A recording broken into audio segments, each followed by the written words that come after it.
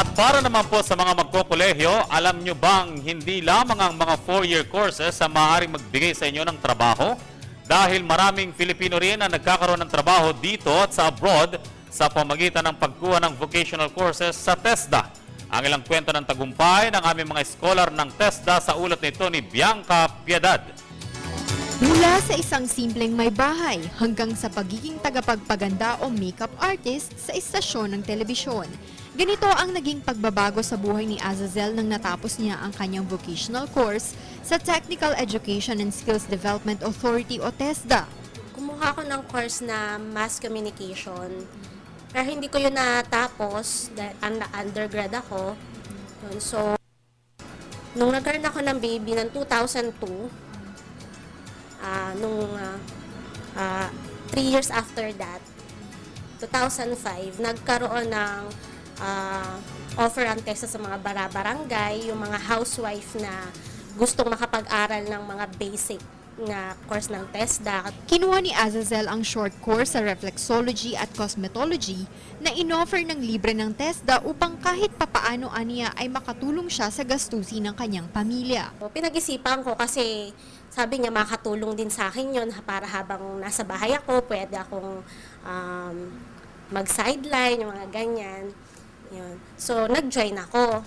Malaki ang naging pasasalamat ni Azazel dahil nabigyan siya ng pagkakataon na matutunan ang basic sa reflexology at cosmetology na aniya ay talagang napakinabangan niya para kumita at umunlad sa buhay. After noon, nung graduate ako dun sa course na cosmetology at reflexology, ay may mga pumupunta na sa bahay para magpa-massage, ganon. Tapos doon, kumukuha ko ng pang-araw-araw namin, ganyan. Yun yung naitulong sa akin ng TESDA. Dahil sa mga kwento ng tagumpay gaya ng kay Azazel, patuloy pa na palalo ng TESDA ang mga programa nito gaya ng Technical Vocational Education and Training o TVET upang sanayin sa mas in-demand na trabaho ngayon ang mga scholar ng TESDA. Si President Aquino made mention about this na dadagdagan itong programa at nakakatuwa din, no, other than the support coming from the President himself, ay yun pong mga PPPs natin lalong lumalaki, lumalago. Katunayan nito ang mas dumarami pang TESDA scholars maging pagtaas ng partisipasyon ng TESDA partners sa business process outsourcing o BPO at manufacturing industry.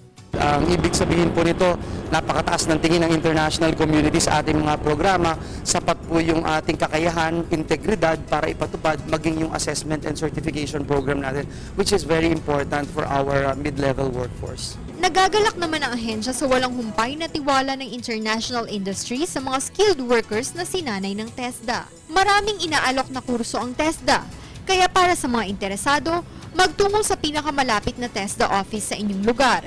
Sa mga may internet connection, bisitahin lang ang kanilang website na www.tesda.gov.ph o tumawag at mag-text sa kanilang hotlines, ang 02-887-7777 o 0917-479-437 o mag-email sa tesdacontactcenter@gmail.com. Para sa Telebisyon ng Bayan, Bianca Piedad. Naniniwala po kami na ang bawat Filipino ay may karapatan na mabigyan ng dekalidad na edukasyon kung kaya't patuloy ang pamahalaan sa paglulunsad ng mga programang pang-edukasyon. Pero tandaan, susi rin po sa ating ikatatagumpay ang pagiging madiskarte, masipag at matyaga.